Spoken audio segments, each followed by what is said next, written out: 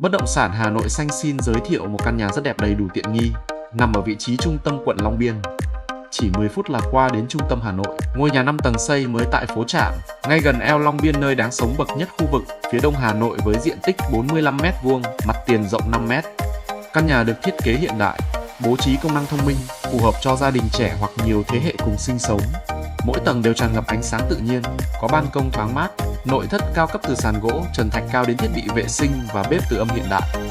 Vị trí cực kỳ thuận tiện, chỉ mất vài phút để đến eo Long Biên, gần trường học, bệnh viện, công viên và các trục đường lớn như cầu Vĩnh Tuy, cầu Thanh Trì kết nối nhanh chóng sang nội thành và các khu vực lân cận.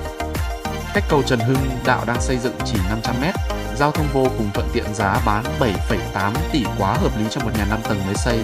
Nội thất đẹp, sổ đỏ pháp lý rõ ràng, sẵn sàng xem ngay để xem nhà thực tế và nắm bắt cơ hội sở hữu không gian sống đẳng cấp này.